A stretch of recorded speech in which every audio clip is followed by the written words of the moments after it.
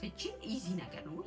ከሌ ተፋታ ሲባል ኢትዮጵያ ትንሽ ደንገጥ እንላለን። በጣም እንደ ትልቅ ነገር ይወስዳል። እዚህ ለጆሮ የማይጎረብጥን ፍቺ። ስለዚህ አግብቼው ፕሮሰስ አድርጌ ከዳኝ ወይም ከዳችኝ፣ ተጋብተን መተን እዚህ ሀገር ከመጣ በኋላ ተቀየረችብኝ የሚሉና እንደው በዚህ በቲክቶክ በዩቲዩብ በሶሻል ሚዲያው እንደምናየው ሁሌ አበባ ተበትኖ ሁሌ ሻማ ተደርጎ ሁል ጊዜ ጊፍት ተለዋውጠን ሁል ጊዜ እራት ወተን የምንኖርበት ላይ እዚህ ሀገር በጣም ትዳርን ከሚፈትን ነገር አንዱ ይሄ ነውና ስለዚህ መተሳሰብ መቻል አለባችሁ፣ መተጋገዝ መቻል አለባችሁ። አንተ ለሚስት ማዘን አለብን፣ ሚስት ለአንተ እየተዝናና ማክዶናልድ እየሄደ ወይ ፒዛ በርገሩን እየበላ ወይም ከሬስቶራንት እየዞረ እንደሚኖር ብቻ አድርጋችሁ አትሳሉ።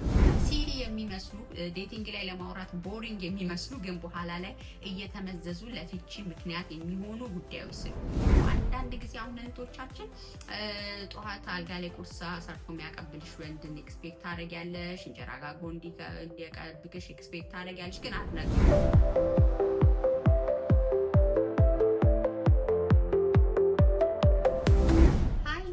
ሰላም እንዴት አላችሁ? ይህ የድል ቤት የዩቲዩብ ቻናል ነው። ዛሬ በተለይ ከውጭ ከሀገር ቤት አምጥቼ ከዳኝ፣ አግብቼው ፕሮሰስ አድርጌ ከዳኝ ወይም ከዳችኝ፣ ተጋብተን መተን እዚህ ሀገር ከመጣ በኋላ ተቀየረችብኝ የሚሉና መሰል በጣም ብዙ በፍቺ የተጠናቀቁ የትዳር ታሪኮችን አሁን በተለይ በውጭው ዓለም ላይ በጣም እየሰማን ያለ ነው። ኦፍኮርስ የትዳር የፍቺ ሬቱ በሀገራችንም በጣም እየጨመረ ነው ያለው፣ እንዲሁም እዚህም ሀገር እንደዛው። ግን ደግሞ በአብዛኛው እዚህ ሀገር በተለይ ብዙ ሰዓት ለፍተው ሰርተው አምጥተው በወንድም በሴትም ከመጡ በኋላ ትዳሩ ሊዘልቅ አልቻለም፣ ተፋታን የሚሉ ብዙ ሮሮዎችን በተለያዩ ፖድካስቶች፣ በተለያዩ ኢንተርቪዎች፣ በተለያዩ አጋጣሚዎች እንሰማለን። ኢቨን እንኳን ትዳሩ በፍቺ ባይጠናቀቅ ግን ትዳር ይዘው ደግሞ እየኖሩ ያሉ ሰዎች ደግሞ እያለፉበት ያለው ሀስል ምንድን ነው ለየት የሚያደርገው ቻሌንጅ በስደቱ ዓለም ላይ ትዳርን ስንኖር ደግሞ ምንድነው ደስ የሚለው ፓርት የሚለውን እናወራለን። ስለዚህ በዛሬ ቪዲዮ ትኩረት የማደርገው ስለ ትዳር ነው። ትዳር ውስጥ ያለው ክህደቶች እና የፍቺ ሁኔታዎች ለምን ጨመሩ? ምንድነው ኃላፊነታችን? እኛስ እንዴት መጠንቀቅ አለብን? ትዳራችን ሰላም ሆኖ ያለን ሰዎች ደግሞ ትዳራችንን እንዴት አድርገን መያዝ ይገባናል የሚሉ ጉዳዮችን እናነሳለን። ለዛ የሚጠቅሙ የተለያዩ ቲፖችንም እንከፋፈላለን። ትዳር እንግዲህ የእግዚአብሔር ተቋም ነው ብዬ ነው ፐርሰናሊ የማምነው። እግዚአብሔር የሰራው ባለቤቱ እግዚአብሔር ነው ብዬ ነው የማስበው። ምክንያቱም የትዳር ጀማሪ እሱ ነው አይደለ? አንዳንድ ጊዜ ቆም ብላችሁ ስታስቡ ወይ ከሌን አገባለሁ ያገባችሁትን ባል ወይ ያገባችሁትን ሚስት ስታስቡ እግዚአብሔር ከየት እንደሚያገናኝ እንዴት አድርጎ እህል ውሃችሁን እንደሚሰራ ስታዩ ኦኬ ይሄ ተቋም የእግዚአብሔር ተቋም ነው ትላላችሁ። እንግዲህ አዳምና ሔዋንን ጀምሮ እንግዲህ እግዚአብሔር በዚህ በትዳር ውስጥ ትልቅ ሚስጥር ያለበት እግዚአብሔር ኢየሱስ ክርስቶስ እና ቤተክርስቲያን መካከል ያለውን ትልቅ ትስስር የሚገልጽበት በጣም መንፈሳዊ ይዘት ያለው እንዲሁ ደግሞ በዓለማዊ እይታ ስታዩ በጣም የተከበረ ክብር ያለው እና ደግሞ የትውልድ ሰንሰለት የሚቀጥልበት ትልቁ ቤተሰብ የሚፈራበት እንግዲህ ለሀገር የምናበረክትበት ትልቅ ተቋም ነው ትዳር። እና ያው ሴጣን እንደምታውቁት ደግሞ እግዚአብሔር የሚወደውን እና ጠቀሜታ ያለውን ለብዙ ሰው ጥቅም ያለውን ተቋም አይወደውም። ለዛ ያንን ለማፍረስ ደግሞ ቀን ከሌት ብዙ የሚሰራበት ብዙ የሚተጋበት ነው የትዳር ነገርና እሱ እንግዲህ ከተለያዩ የትዳር አማካሪዎችም ሲያስተምሩ እንሰማለን። እግዚአብሔር ዓላማ ያለው ነው። ስለዚህ በትዳር ውስጥ አንድ ወንድና አንድ ሴት ይኖራሉ። እንግዲህ ከዛ በኋላ ልጆች ይመጣሉ። የየራሳችን አስተዳደግ፣ የየራሳችን ባህሪ፣ የየራሳችንን ባክግራውንድ ይዘን ነው መተን አንድ ቤት ውስጥ የምንገናኘው። ስለዚህ እንደው በዚህ በቲክቶክ በዩቲዩብ በሶሻል ሚዲያው እንደምናየው ሁሌ አበባ ተበትኖ ሁሌ ሻማ ተደርጎ ሁል ጊዜ ጊፍት ተለዋውጠን ሁል ጊዜ እራት ወተን የምንኖርበት ላይፍ ብቻ አይደለም። የራሱ የሆኑ ኃላፊነቶች አሉት፣ የራሱ የሆኑ ቦታዎች አሉት፣ ተጠያቂነትም አለ። ስለዚህ እነዛን ባላንስ አድርገን የምንኖርበት ተቋም ነው፣ ትልቅ ተቋም ነው ትዳር ማለት ነው። እንደ ሚስት ያለብኝ ኃላፊነት አለ፣ እንደ ባል ያለበት ኃላፊነት አለ፣ እንደ መንፈሳዊ ይዘትም እግዚአብሔር የሰጠን ኃላፊነት አለ። ከዛ ልጆች ሲመጡ ደግሞ እንደ እናት እንደ አባት የሚጠበቅብን ኃላፊነት አለ። እንደ ማህበራዊ ኑሮ ሼር ማድረግ የሚገቡን ብዙ ኃላፊነቶች አሉና ስለዚህ ትዳር የብዙ ነገር የብዙ ኃላፊነቶች መገኛ ነው። ያንን ግን ገመድ አድርጎ የሚያስረው ነገር ምንድነው? ፍቅር፣ መተሳሰብ ነው። የትኛውም ያህል ኃላፊነት ቢኖር፣ የትኛውም ያህል ድካሞቻችን የሚገለጥበት ቢሆን፣ ለምሳሌ ያ ማለት ምን ማለት ነው? እንግዲህ በፍቅረኝነት አንድ ጠረጴዛ ላይ ቁጭ ብለን ሰዓት አሬንጅ አድርገን ዘንጠን የምናወራውን አውርተን ነው የምንለያየው። ግን ትዳር ዓለም ላይ ድካማችንም፣ ስህተታችንም፣ ጉድለታችንም፣ ቆሻሻችንም ሁሉ ነገር በግልጽ የሚታይበት ነው እና ያንን ግን የምንሸካከመው በፍቅር ነው። ስለምንወደው ፍቅር ሁሉን ስለሚያሸንፍ፣ ፍቅር በደልን ስለማይቆጥር። ስለዚህ በፍቅር እነዚህ በትዳር ውስጥ ያሉ ኃላፊነቶች ብዙ ያልዘረዘርኳቸው ግን በጣም የምታውቋቸው ነገሮች እናልፋቸዋለን ማለት ነው። ስለዚህ ፍቅር የሚባለው ነገር መሰረታዊ ጉዳይ ነው ትዳር ውስጥ እና ስለዚህ እነዚህ ነገሮች እንግዲህ ምን ያህል እንዋደዳለን፣ ምን ያህል ይወደኛል፣ ምን ያህል ወደዋለሁ፣ ምን ያህል አከብረዋለሁ የሚሉ ነገሮች እና ሌሎች ነገሮች ከማግባታችን በፊት በጣም የምናስብባቸውና የምንሰራባቸው ጉዳዮች ናቸው። የምትፈልጉ ከሆኑ ደግሞ ላላገባችሁ ሴቶች ከህይወት ተሞክሮ ካለፍኩበት በጣም ብዙ ማካፈል የምችለው ልምድ አለ። ምክንያቱም በዚህ በፍቅር በሪሌሽንሽፕ ውስጥ ብዙ ተሰነካክለው የጠፉ እህቶችን አውቃለሁ። እግዚአብሔር ረድቶን ደግሞ ያመለጥንበት የኛ መንገድ አለ እና ያንን ደግሞ ላላገባችሁ ሴቶች ሼር መደራረጉ ጥሩ ነው። በሌላ ቪዲዮ ያንን አደርጋለሁ። ስለዚህ ወደ ዛሬ ፖይንቴ ስመጣ በተለይ በዚህ በስደቱ ዓለም ትዳር ምን ይመስላል ካላችሁኝ፣ መጀመሪያ ከራሴ ተሞክሮ ስነግራችሁ እኔ አጋብተን ኢትዮጵያ እየኖርን ያለን ሰዎች ነን የመጣ ነው። ግን እዚህ ሀገር ትዳር በሌላ በጣም በተለየ ገጽታ ነው ያገኘሁት። እንዴት ማለት ጥሩ ነው። እዚህ ሀገር ኑሯችሁ፣ ህይወታችሁ ያንቺና የባልሽ ወይም ያንተና የሚስትክ ላይ የተመሰረተ ነው።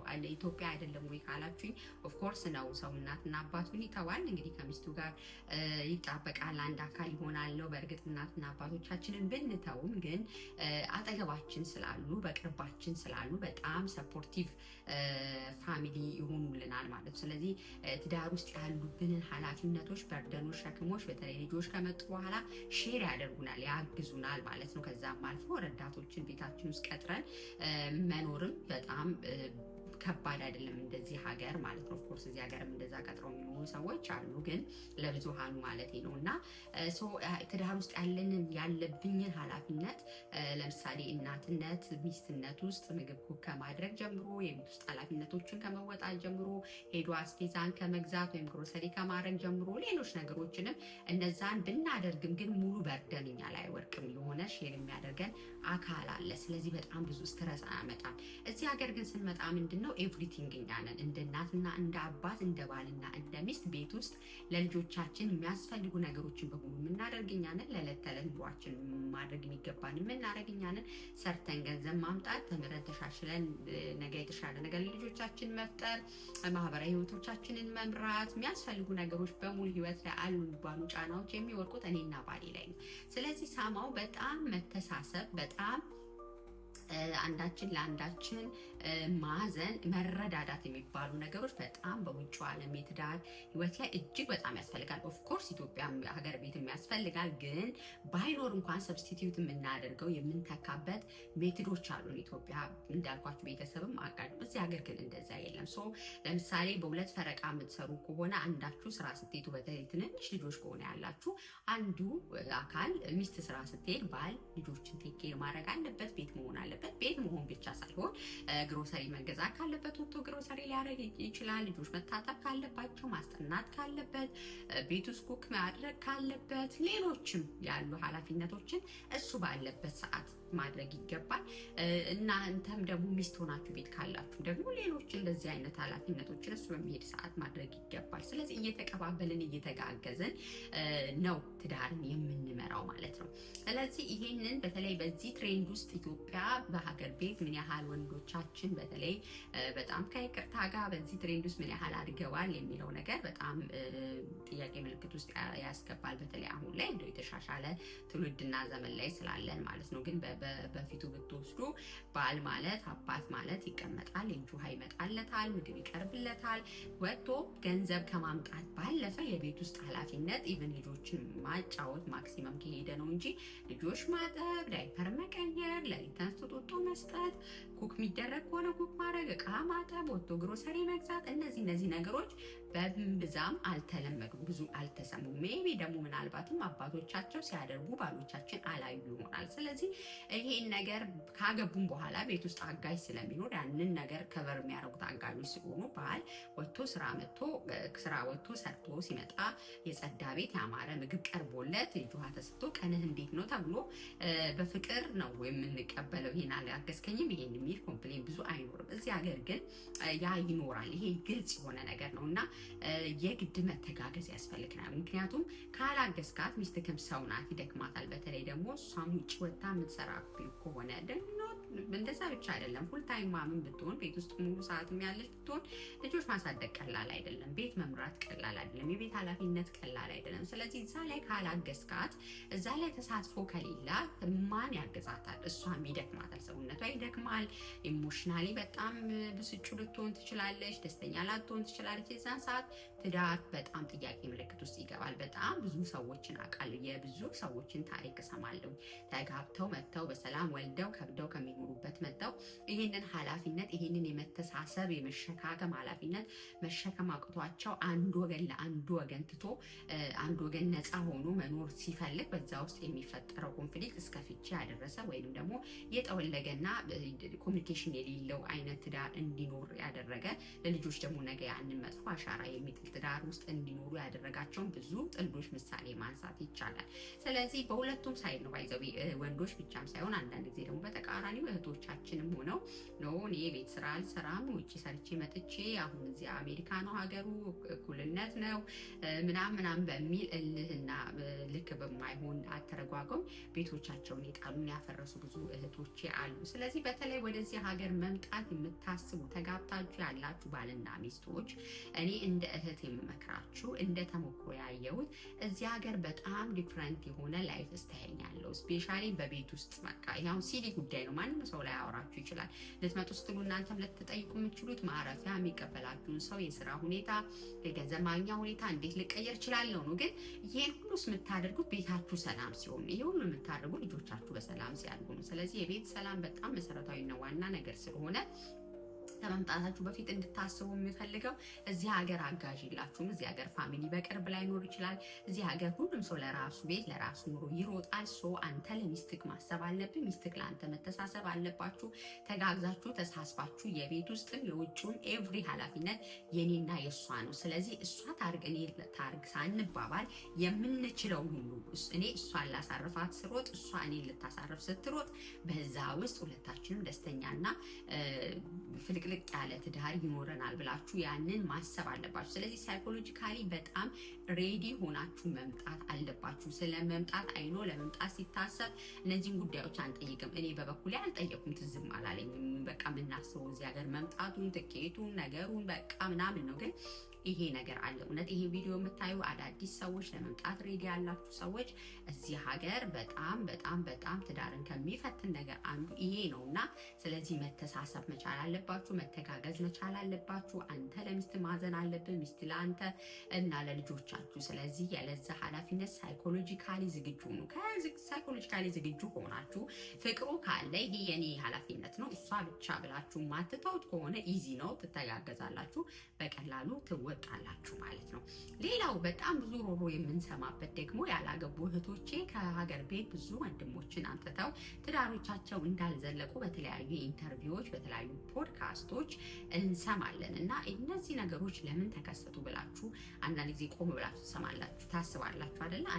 አሁን በተለይ በጣም ብዙ ፖድካስቶች ላይ በጣም ብዙ ኢንተርቪዎች ላይ አምጥቼ ብዙ ገንዘብ አፍስሼ ክርስቲያን ነኝ ብሎ የቸርች አገልጋይ ነኝ ብሎ እንደዛና እንደዚህ ብሎ ተገዝቶ ከመጣ በኋላ ግን ተቀየረብኝ፣ ተለወጠብኝ፣ ሰው ትዳሩ ላይ ልንቀጥል አልቻለም የሚሉ በጣም ብዙ ልብ የሚሰቡ አሳዛኝ ታሪኮችን እንሰማለን። ስፔሻሊ በሴት እህቶቻችን በኩል ነው። በእርግጥ ኦፍኮርስ ወንዶችም አምጥተው የተካዱ ጀስት አሜሪካ ለመድረስ ቪዛውን ለማግኘት ብቻ ብለው መጥተው የካዷቸው እህቶቻችንንም ታሪክ አልፎ አልፎ ቢሆን እንሰማለን። እንደዚህ ነው ባይበዛም ማለት ነው። ይህንን ለምን ሆነ ወደሚለው ጉዳይ ከመግባቴና መፍትሄውን ከማውራቴ በፊት በህይወት ዘመናችን እግዚአብሔርን መፍራት ቆንጆ ነው። የሰውን ግፍ አለመብላት ቆንጆ ነው። በተለይ እህቶቼ አሜሪካ ለመምጣት ስትሉ የማታውቁት የማታውቁትን የማትወዱትን ሰው ኢትስ ኦኬ እዛ ልግባ እንጂ ከደዋለው ተወዋለሁ ብላችሁ አስባችሁ የምትመጡ ሰዎች እውነቴን ነው የምላችሁ፣ ሰው የዘራውን ያንኑ ያጭላል እንደሚል ቃሉ መጥፎ ዘር ነው የምትዘሩት። ኦፍኮርስ መታችሁ ልትከዱት ትችላላችሁ፣ ግን ዛሬ ነው የምትከዱት። እሱም ነው ዛሬ የምትከዱት። ግን እናንተ ምርፍ ያለና የተስተካከለ ህይወትን አትኖሩም። እግዚአብሔር ምክንያቱም የቀን ፈራጅ ነው እንደዚህ።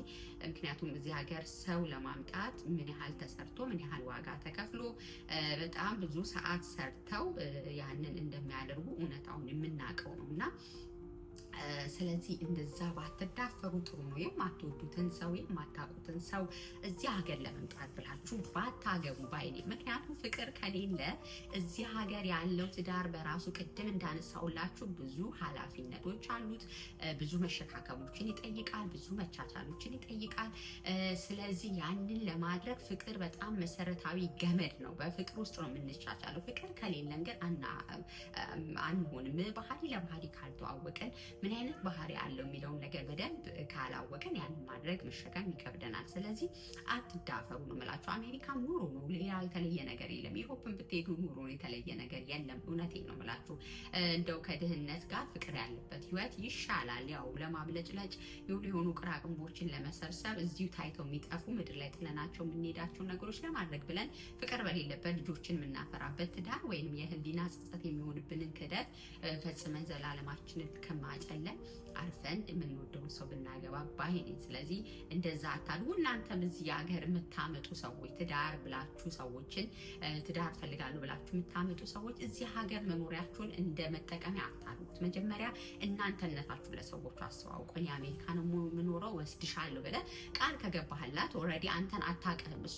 ለእሷ ያሳያሃት አሜሪካንን ነው፣ ለእሷ የነገርካት አሜሪካን ነው።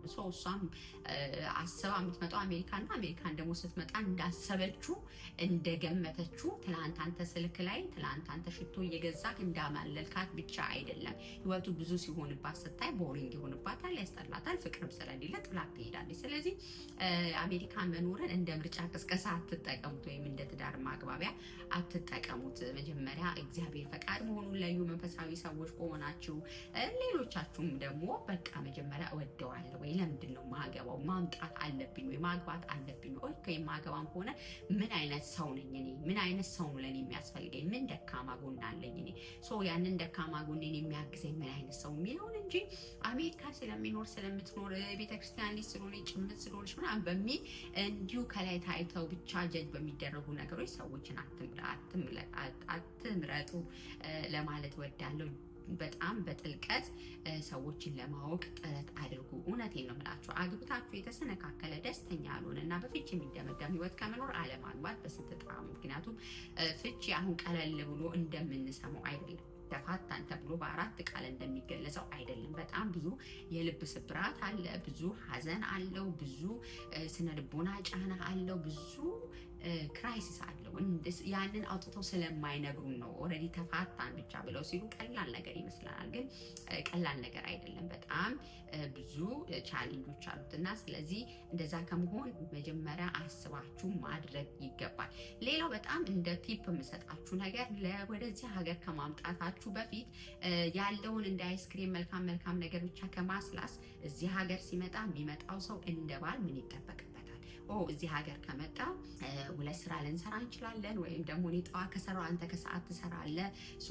ልጆች ከወለድን አንዳችን ልጆቻችንን ጠዋት ትምህርት ቤት ድሮፕ ካረግን ከሰዓት አንዳችን ልንቀበል እንችላለን። ቤት ውስጥ ኩክ የሚያደርግልን ሰው የለም። ኩክ ማድረግ ላይ እንዴት ነክ መተጋገዝ ይኖርብናል። ዕቃ ልታጠብ ትችላለህ፣ ሊጥ ልታቦካ ትችላለህ። ወልጄ ከተኛው ማንም ሰው የለም፣ አንተ ልትሆን ትችላለህ የምትንከባከበኝ ምናምን የሚሉ ጉዳዮችን በግልጽ ማውራት። በወንዱም ሳይድ ከሆነ እሷ አዲስ አበባ ላይ ኢትዮጵያ ላይ ፏ ብላ ጥፍሯን እያሳደገች በሰራተኛ በሞግዚት ያደገች እህት ከሆነች ግልጹን መንገድ እዚህ ሀገር ከመጣች ምግብ ቤት ነው ምንበላው፣ ኩክ ነው የምናደርገው። ልጆች ከወለድ ልጆችን እናንችን የምናሳድገው። ጥፍርሽን ቆረጥ አድርገሽ ኃላፊነት መቀበል አለብሽ። እነዚህና እነዛ ኃላፊነቶች አሉብን። ስቀጥል ደግሞ የምንሰደደው ለመለወጥ ስለሆነ ልንሰራ እንችላለን። ስንሰራ ደግሞ የቤቱም ኃላፊነት ይጠብቀናል። እዚህ ላይ መተጋገዝ፣ መተሳሰብ የሚለው መሰረታዊ ነገር ነው ብላችሁ እነዚህ ነገሮች በጣም በጥልቀት ሊሆንላችሁ የምትፈልጉትን ትዳራችሁ ውስጥ መኖር የምትፈልጉትን ነገር በጥልቀት ቀድማችሁ ተወያዩ። እንደው ኦኬ በቃ እሷ ትምጣ እንጂ እሱ ይምጣ እንጂ እሷን ካገኘው ምንም አይደል ብላችሁ በደፈናው ምንም ነገር ሳትነግሩ እዛም ኢትዮጵያ ያለው ሰው አሜሪካንን እንደገነት አስቦ ሁሌ መኪና እየነዳ የሚያምር ቤት ውስጥ ብቻ እየኖረ ቤቱ እንደሚጸዳ መኪናው እንደሚጸዳ ልጆች እንደሚያድጉ እነዚህ ነገሮች ሳያስብ ዝም ብሎ ሻፒንግ እያለ እየተዝናና ማክዶናልድ እየሄደ ወይ ፒዛ በርገሩን እየበላ ወይም ከሬስቶራንት እየዞረ እንደሚኖር ብቻ አድርጋችሁ አትሳሉ። ብሩን ዝም ብላችሁ እያፈሳችሁ ስትልቁላቸው ብሩ ግን ተሰርቶ በጣም ተለፍቶ እንደሆነ ብትነግሯቸው ጥሩ ነው። ስለዚህ ምን ልላችሁ ነው ጠቅለል ባለ ሁኔታ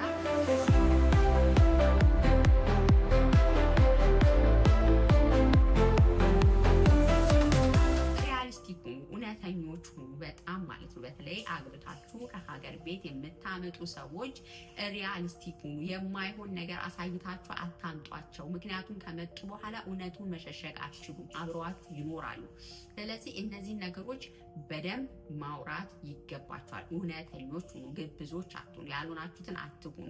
ስለዚህ እውነተኞች ሁኑ። ትዳር ልትመሰርቱ ኑሮላችሁ ላይ ልታስገቡ ለምትፈልጉት ሰው እውነተኞች ሁኑ። ያልሆናችሁትን ሆናችሁ ልባችሁን አትስበሩበት። ትዳራችሁን በፍቺ አይጠናቀቅ። ይሄ በጣም መሰረታዊ ጉዳይ ይመስለኛል እና በጣም የብዙ ልብ ስብራቶችን የምሰማው ይሄንን ነው።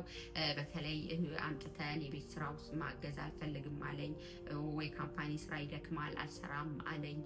እኔ 2 ስራ እየሰራው እኔ እያኖርኩት ከዛ በኋላም ገንዘብ ለቤተሰቦቹ መላክ ይፈልጋል አባከነ ምናምን ይሉ ብዙ አቤቱታዎችን እንሰማለን። ይሄ እንግዲህ መጀመሪያ ነበር አይደል ደስ ጥሎ ከመደቆስ እንደሚባለው ከማልቀስ መጥኖ መለቆስ እንደሚባለው። ስለዚህ መጀመሪያ ላይ ከመግባታችን በፊት ማውራት የሚገባን ነገር ነው። ስለዚህ ኢንጀነራል ጠቅለል ባለ ሁኔታ ትዳር ግዙፍ ነው። ትዳር ብዙ ሚስጥራቶች አሉት። ስለዚህ ዴቲንግ ታይም ማለት እንደው ከትዳር በኋላ በፊት ወዳልተገባ ነገር የምንገባበት ሳይሆን ትክክለኛ መተዋወቂያ ታይማችን ነው እና ይሄን ወዳለሁ፣ ይሄን ጠላለሁ፣ ስናደድ ይሄን አደርጋለሁ፣ ቤት ውስጥ ይሄን ኤክስፔክት አደርጋለሁኝ። ለምሳሌ አንዳንድ ወንድ ቤት ስመጣ እኔ ሁሌ ቡና ተዘርግቶ 3 አይነት ወጥ ተሰርቶ ጨስጨስ ብሎ እንዲጠብቀኝ እወዳለሁ የሚልሽ ከሆነ አንቺ ትቻለሽ፣ አንድ ነገር ማድረግ ትቻለሽ፣ እንደዚህ አይነት ኔቸር አለሽ፣ ካለሽ ኦኬ አደርጋለሁ ትያለሽ። ከሌለሽ ደግሞ እኔ እንደዚህ አይነት ሴት አይደለሁም፣ እዚህ ሀገሩ አይፈቅድም፣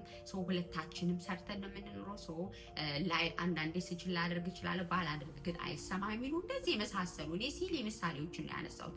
ገንዘብ ማኔጅመንት ላይ ማውራት አለባችሁ። ዛሬ ዝም ብሎ ያነሳ አሜሪካን ነው ያለሁት ብሎ ዛሬ $500,000 ስለላከልሽ ስለላክላት ብቻ ሳይሆን ምን አይነት ሰው ነው? ገንዘብ ማኔጅመንት ላይ ምንድን ነው የምትፈልገው? ሴቪንግ ላይ እንዴት ነው? ምንድን ነው አመለካከት? ቤተሰብ መርዳት ላይ እንዴት ነው አቋማችሁ? እያንዳንዱን ነገር ልጆች አስተዳደግ ላይ ምንድን ነው? ምን አይነት አባት መሆን ነው የምትፈልገው? ስንት ልጅ መውለድ ነው የምትፈልጉት? እነዚህ በጣም ሲሪ የሚመስሉ ዴቲንግ ላይ ለማውራት ቦሪንግ የሚመስሉ ግን በኋላ ላይ እየተመዘዙ ለፍቺ ምክንያት የሚሆኑ ጉዳዮች ስለሆኑ ስለዚህ መጀመሪያ ላይ ከመግባታችሁ በፊት እነዚህ ነገሮች ኢንዴፕዝ በጣም አውሩ፣ በጣም ዲቴይል አውሩ፣ በጣም ጠልቃችሁ ለማውራት ጊዜ ውሰዱ። እፍፍፍ ተብሎ በአንድ ሳምንት ከዛ በኋላ ተንበርክኮ ፕሮፖዛሉ፣ ሽምግልናው፣ ድግሱ፣ ዲኮሩ ዘንድሮ በጣም ናደር ጉድ የሚያሰኘው እሱ ቢያምር ምን ዋጋ አለው? ትዳራችን ቢያምር ሞር የተሻለ ነው። ምክንያቱም እነሱ ነገሮች ከፎቶ ያለፈ ምንም ጥቅም የላቸውም እና ለሱ ከመቸኮል ይልቅ ቆም ብሎ ለመተዋወቅ እውነት ለማውራት በደንብ ገበናን ለመገላለጥ ሬዲ መሆን አለባችሁ። አንቺን ብትሆኚ ምን አይነት ወንድ ነው የምትወጂው? ኤክስፔክቴሽንሽ ምንድን ነው?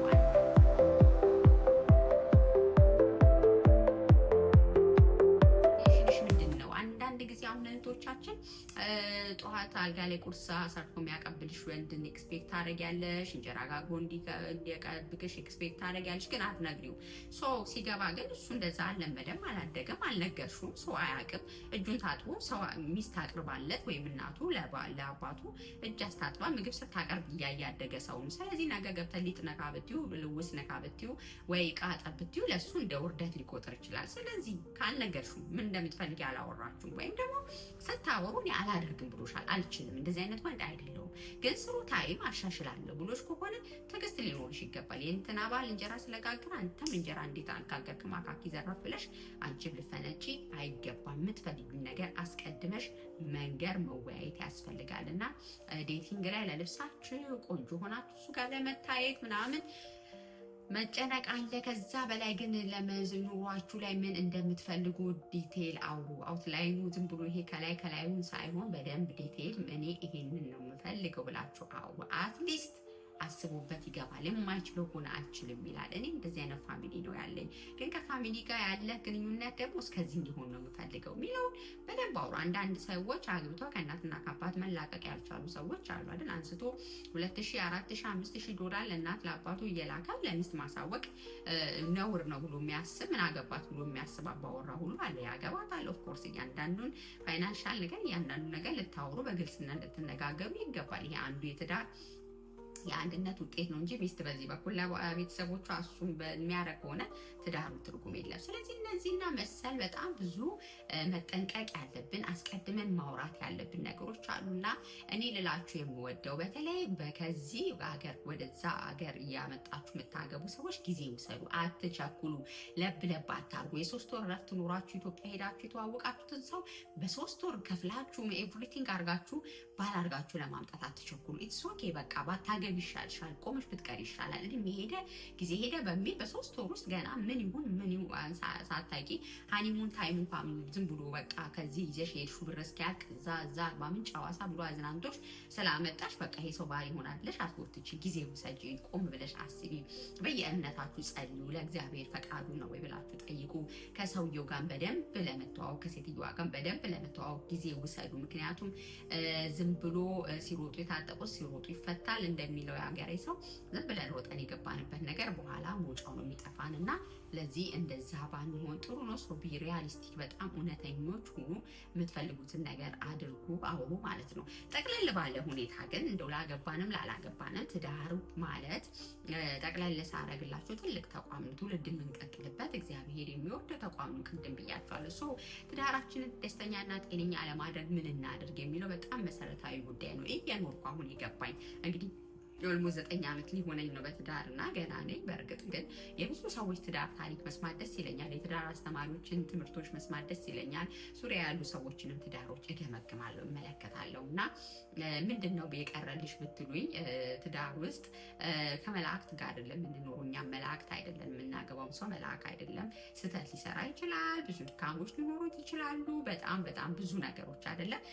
ስለዚህ ቁልፉ ነገር ትዳር ውስጥ ምን መሰላችሁ? ኃላፊነታችንን ማወቅ፣ ኃላፊነቶቻችንን መወጣት። እንደ ሚስት ምን ይጠበቅብኛል፣ እንደ እናት ምን ይጠበቅብኛል ብለን እኔ የኔን ኃላፊነት ልወጣ፣ እሱም እንደ ባል ምን ይጠበቅብኛል፣ እንደ አባት ምን ይጠበቅብኛል የሚለው እንግዲህ እንደ ክርስቲያን ባይብል ላይ በደንብ ተቀምጧል። ኤፌሶን ላይ ሄዳችሁ ብታነቡ፣ ቲቶ ላይ ሄዳችሁ ብታነቡ ባይብል ላይ በደንብ ተቀምጧል። እያንዳንዶቻችን ኃላፊነቶች እንደ ክርስቲያን። ባይብል የማታነቡ ሰዎች ደግሞ እንደ ባህልም እንደ ፍላጎታችሁ ምንድነው የምትጠብቁት ከባሎቻችሁ፣ ምንድነው የምትጠብቁት ከሚስቶቻችሁ፣ ምንድነው ከእናንተ የሚጠበቀው የሚለውን ራሳችሁን ለኃላፊነት ዝግጁ ማድረግ፣ እንዲሁም ደግሞ ከምታገቡት ሰው የምትጠብቁትን ነገር በግልጽ ሁኔታ መቀበል ቆንጆ ነው። ሌላው በጣም ይሄ የሰው ትዳር አትዩ። የእውነቴን ነው። በተለይ በዲያስፖራው በውጭ ዓለም በጣም የሚገጥመው ነው። የሰው ትዳር አትዩ። የሰው ቤት አትመልከቱ። ሰው እንደ ቤቱ ነው የሚኖረው።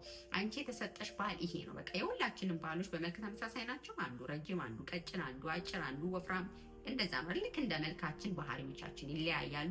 ባህሪዎቻችን መለያየታቸው ደግሞ እንደምንችለው ሁኔታ ነው። የኔም ባህሪ የሚችል ሰው ነው እግዚአብሔር የሰጠኝ። አንዳንድ ጊዜ የሰው ትዳር ስትሰሙ እኔ ብሆን አልችልም፣ በዚህ አይነት ባህል እንዴት ነው የምትኖረው ትላላችሁ። እግዚአብሔር ለእሷ መጥኖ ነው የሰጣት። ስለዚህ ዶን ኮምፔር። የራሳችሁን ትዳር ከሰው ትዳር ጋር ኮምፔር አታድርጉ። በቃ የተሰጣችሁ የእናንተ ቤት ይሄ ነው። ስለዚህ ባለሽ ደካማ ጎን ምንድን ነው? እንዴት ነው ማስተካከል ያለብሽ? አሁን ተያይዞ አልሸነፍም እሸነፋለሁ ነው ምናምን እኔ ሴት ፌሚኒዝም በዚህ ዘመን ከመባባል ቆም ብሎ ማስተካከል አይደል አላማው። መውጫ የለውም ብላችሁ አስቡ። እኔ እንደ እህት መመክራችሁ እሱ ነው። ትዳር መውጫ የለውም። ልንወርቅ እንችላለን፣ ልንሳሳት እንችላለን፣ ልናጠፋ እንችላለን፣ እርስ በርሳችን ልንተዛዘን እንችላለን። ግን ሁሉ በይቅርታ የሚያልፍበት ሁሉ እየታጠበ እንደ አዲስ የሚጠገንበት ነው እንጂ እንደው በቃ ይሄን አደረገ ፍቺ ብለን የምንሮጥበት አይደለም። በተለይ በዚህ ዓለም ደግሞ በምንኖርበት ፍቺ በጣም ኢዚ ነው። ለጆሮም የማይጎረብጥ ነገር ነው። በጣም የታዘብኩት ነገር በቃ ፍቺ ኢዚ ነገር ነው። ከሌ ተፋታ ሲባል ኢትዮጵያ ትንሽ ደንገጥ እንላለን። በጣም እንደ ትልቅ ነገር ይወሰዳል። እዚህ ለጆሮ የማይጎረብጥን ፍቺ። ስለዚህ በጣም ለዛ ደግሞ ሴጣንም ቆሞ ስለሚሰራ በልበልበል ነው። ይሄን አላረገልሽም፣ ለበርዝዴሽ አበባ አልገዛልሽም፣ ለበርዝዴሽ ጊፍት አልገዛልሽም፣ ለማዘርዳይ እንዲ ያላረገልሽም ምናምን በቃ ፐርፊውም አልገዛልሽም፣ እዚህ ሞላ አልወሰደሽም፣ እንደዚህ እያለ ሴጣን እንደዛ ነው የሚያደርግሽ። ስለዚህ ትዳር ምንድነው ጽንሰ ሀሳቡ? የገባሽበት አላማው ምንድነው? ምንድነው የምትጠብቅ? በዛ ውስጥ ያለው ቁም ነገር ምንድነው? ጎረቤትሽ ከሌ ባል አበባ በየቀኑ ማምጣት የሚያስደስት ይሆናል። አንቺ ባል ደግሞ ምንድነው ጠንካራ ጎኑ? ሌላ የራሱ የሆነ ጠንካራ ጎን አለውና ስለዚህ ኮምፔር አታርጊ ትዳርሽን ከማንም ትዳር ጋር አታወዳድሪ። አንቺ የተሰጠሽን ባል እግዚአብሔር በራስሽ ልክ የሰጠሽን ባል ለመቀበልና በዛ ውስጥ ግን አንቺ ኃላፊነትሽን እየተወጣሽ ሰሚት እያደረግሽ ራስሽን እያስገዛሽ ከዛ በኋላ ደግሞ እግዚአብሔር በጥበብ አይደለ ልባም እንደዛች ልባም ሴት በጥበብ ባልሽን የምትይዥበትን ጥበብ ደግሞ እግዚአብሔር እንዲሰጥሽ ለሱ ሰሚት እያደረግሽ ለመኖር ሞክሪ። ይሄ ሁሉ ምንሽ ግን ከመግባትሽ በፊት መስራት ያለብሽን ሪሰርች ሰርተሽ መጠንቀቅ ያለብሽን ነገር አድርገሽ ለገባሽ ሴት ነው እንጂ ገና ላለገባችሁ ሴቶች ቴክ ዩር ታይም ጊዜያችሁን ውሰዱ። በደንብ ከማግባታችሁ በፊት ምን እንደምትፈልጉ፣ ለምን እንደምታገቡ፣ ማንን እንደምታገቡ በደንብ ጊዜ ወስዳችሁ ጸልያችሁ ሪሰርች አድርጋችሁ የትልልቅ ሰዎችን ምክሮች ሰምታችሁ በዙሪያችሁ ያሉ ትዳሮችን ምንድነው ብላችሁ ሪያሊስቲኩን አይታችሁ ለመግባት ሞክሩ። ግን ዋንስ ስለገባንና እየኖርን ላለን ሰዎች ግን ኦፍኮርስ ዳር ገነት አይደለም። መጋጨት ይኖራል፣ ድካም ይኖራል፣ ብዙ ነገሮች ይኖራሉ። እዚህ ሀገር ደግሞ ያለው ኃላፊነት ስትረሱ በራሱ ትዳራችን ላይ በጣም የራሱ የሆነ ተጽዕኖ ያመጣል። ረጅም ሰዓት አብረን ጊዜ ልናሳልፍ ላንችል እንችላለን። በጣም በተለይ አዲስ ሆናችሁ ለምትመጡና በአዳዲስ ስራዎች የምትሰሩ የግድ አዲስ የመጣችሁ ሰሞን ብዙ ስራ መስራት ይኖርባችኋል። በሽፍት መስራት ይኖርባችኋል ልጆች ካላችሁ። ስለዚህ ሚስት ስትገባ ባል ሊወጣ ይችላል። ረጅም ጊዜ አብረን ላናሳልፍ እንችላለን። እነዚህ ፋክተሮች ትዳሮቻችን ላይ በጣም ትልቅ የሆነ ኢንፍሉዌንስ ይፈጥራሉ፣ ስትረስ ይፈጥራሉ። ስለዚህ ያንን ለመወጣት ጸሎት ማድረግ ጥሩ ነው። ኃላፊነትን ማወቅ ጥሩ ነው። የራስን ኃላፊነት መወጣት ጥሩ ነው። ትዳሮቻችሁን ከሌላ ትዳር ጋር ኮምፔር አለማድረግ ጥሩ ነው። ትዳሮቻችሁ ላይ ሶስተኛ ሰው ጣልቃ አታስገቡ። ይሄ የእውነት እንደ እህት መመክራችሁ ምክር ነው። በቃ እዚህ ላይ ጭፍጭ እንደዚህ አድርጊያ እንዴ ወይ አንቺ ባልሽ ቤት ጠርጎ አይጠብቅም እንዴት ምን ሲደረግ ብላ ስትነግርሽ አይገርምሽም? እኔ ባልኩ ምንም አይረዳኝም እንደዚህ አያደርግም ብርኮ ለቤተሰቦቹ ይልካል። እንደዚህ ያልሽ ገበናሽን አታስጩ። በቃ ገበናሽን ለእግዚአብሔር ነገር የደከመሽ ነገር ካለ ያቃተሽ ነገር ካለ ትዳርሽ ላይ መሸከም ያልቻልሽው ነገር ባልሽ ልብሽን እያሳዘነ ያለ ነገር ካለ ሊፈታ የሚችል የእሱ የቤታችሁ ራስ ጌታ አለ፣ ኢየሱስ አለ፣ እግዚአብሔር አለ፣ አምላክ አለ፣ ፈጣሪ አለ በየእምነታችን። ስለዚህ ለሱ ብቻ ነገር እንጂ ያገኘሻት ዛሬ ቡና እያጣጣችሽ እሷን ትንሽ ችግር ነግራሽ ወደ አንቺ ጠጋ ብላ ብላ ስትሰማሽ ሙሉ ነገር አትንገረት። በተለይ አዲስ ለመጣችሁ ሰዎች ነው የምላችሁ።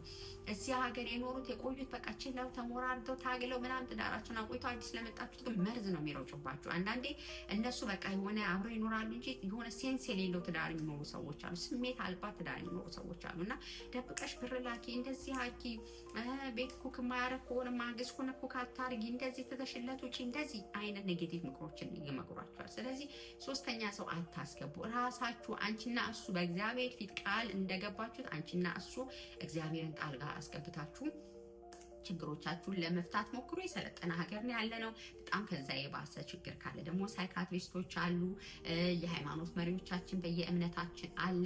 ስለዚህ ማጸለይ እንችላለን፣ ሄደን የባለሙያ ድጋፍ ማድረግ እንችላለን። ስለዚህ እንደዛ አድርጉ። በተለይ ደግሞ እህቶቼ መጨረሻ ላይ የምላችሁ በተለይ አንደኛ ላላገባችሁና ከውጭ ከሀገር ቤት ወንድሞቻችሁን እያመጣችሁ የተካዳችሁ ላላችሁ እህቶቼ ጊዜ ውሰዱ። ዓለም ማግባታችሁን በጣም ስትረስ አድርጋችሁ አታስቡ። ኢትስ ኦኬ ባታገቡም እኮ ይሄን ያህል ዓለም ፍጻሜ አይደለም እና ወይ ከመጣሽ 10 ዓመት ሆነሽ 30 ዓመት ሆነሽ ሳታገቢ ምናምን የሚሉ ክሶችን ለሰው አግብታለሽ ለመባል ያገኛችሁትን ይዛችሁ መታችሁ ልባችሁን አታሰብሩ። ስለዚህ አግብታለሽ ለመባል ሳይሆን እውነተኛ ትክክለኛ የእናንተን ግጣም ማግኘታችሁን እርግጠኞች ሆናችሁ አግቡ። በተለይ ለእናንተ ላገባን እህቶቻችን ደግሞ በተቻለ መጠን ለራስሽ ጊዜ ይኑርሽ። ራስሽን ጠብቂ። ኢሞሽናሊ ፊዚካሊ ራስሽን ጠብቂ። ራስሽን ሪፍሬሽ ለማድረግ ደስተኛ ለመሆን ሞክሪ። ደስተኛ ስትሆኚ ያለብሽን ኃላፊነትን በርደንም በደስታ ትወጫለሽ። ነጭናጫ አትሆኚም፣ ተጨቃጫቂ አትሆኚም። ብዙ ጊዜ ያ ነው የሚሆነው። ስለዚህ ባል ሚስትህን ውደድ፣ ናችም ደግሞ ሰሚት አድርጊ። የምትችሉትን ኃላፊነት ታወጡ። ዛሬ እንግዲህ ሰፊ የትዳር ጉዳይ ነው ያነሳሁት፣ ግን ከትዝብቴ ከልምዴ በጣም ጥቂቱን ያነሳሁት በውጭ ዓለም ትዳር ያለውን ቻሌንጅ እና ለዛ የሚሆነውን መፍትሄ ነው። ከምንም በላይ ጸሎት አድርጉ። ትዳርን የሚባርክ እግዚአብሔር ስለሆነ ስለ ትዳር ደግሞ አንብቡ፣ ፖድካስቶችን ስሙ። በጣም መልካም ትዳሮች አሉ። በጣም ደስ የሚሉ ትዳሮች አሉ። በብዙ ቻሌንጅ ውስጥ 50 ዓመት 25 ዓመት ምናምን ኖረው ልጆቻቸውን ያስመረቁ ሰዎች አሉ። ጠጋ በሉና ስሙ የእነሱን ታሪክ። ኔጌቲቭን ብቻ ሴጣን ስለሰበከ ያንን አትስሙ። እውነተኛ ትዳሮች አሉ። ስለዚህ እነዛን ልምዶችን ውሰዱ፣ መጽሐፍቶችን አንብቡ፣ ራሳችሁን አፕዴት ለማድረግ ሞክሩ፣ ትዳሮቻችሁን ለመስራት ትኩረት አድርጉ ማለቴ ነው። እንግዲህ በዋናነት ይሄ ነው። ሌላ ጊዜ ደግሞ በደንብ በዲቴል በዚህ መንገድ ላይ አልፎ ስኬታማ የሆኑ ሰዎችን ልምድም ከራሳቸው አንደበት ከድል ቤት ትሰማላችሁ ማለት ነው። በዚህ ጉዳይ ላይ ሀሳብ ካላችሁ አስተያየት ካላችሁ ደግሞ ጻፉልኝ።